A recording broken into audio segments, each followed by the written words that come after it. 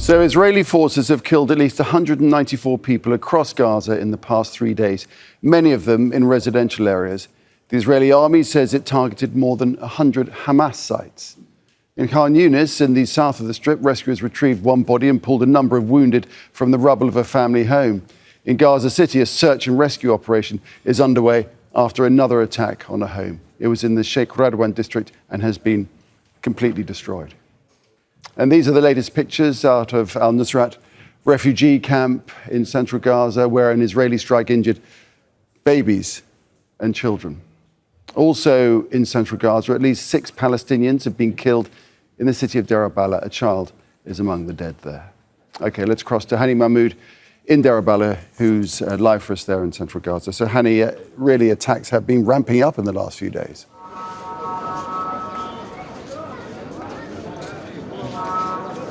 Absolutely, and it's quite obvious from the number of funerals. Since we arrived 2 hours ago here at the site of the Al-Aqsa Hospital, we've seen many of the funerals here with large gathering of remaining family members, funerals of people who were killed in overnight attacks in Deir el-Balah city. But we could feel a sense of frustration coupled with sadness and the agony, and also the fact that this is allowed to continue to happen, a mass wholesale killing of Palestinian civilians in their tent camps or in front of their homes, or simply walking in the streets, overnight attacks. And since early hours of yesterday's evening, we've seen many of the attacks happening right at the top of every hour. The latest was a school in el-Balah refugee camp, and as soon as people left the school to the outside gate in front of the street vendors buying dinner or whatever is available to feed their families and their kids, they were struck by a drone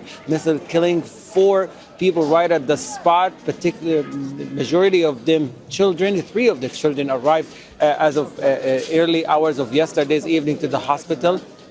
Tens of injuries as drones and missiles are packed with shrapnels, very sharp nails and little pieces of metals that are cutting through the flesh, causing severe bleeding and causing burns. Are here at the hospital inside the Al-Aqsa hospital right here, the emergency department, waiting for their turn to be admitted to the operating theater. Across the Gaza Strip, a surge in the attacks, a quite significant surge that already causing further civilian casualties, forced displacement, as well as sheer level of destruction. And right now, Gaza is beyond rebuild, just given the sheer level of destruction that is caused to virtually all means of life. The residential buildings, public facilities, infrastructures. There are areas that have turned into more of a wasteland. The Israeli military justified these attacks as it was operating against militants and Hamas members across the Gaza Strip,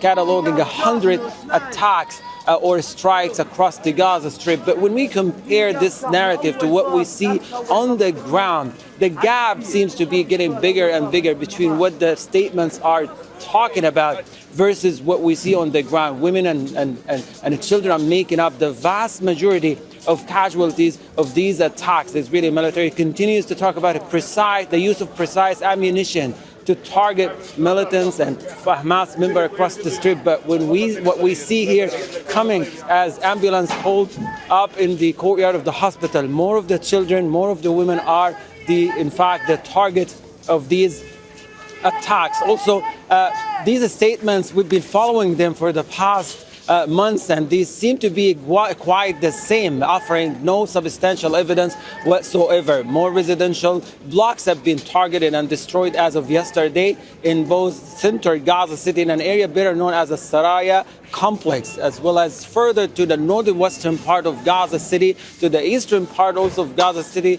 Further northern part, the ongoing demolition of homes and destruction continue to happen with no let up in sight for these attacks.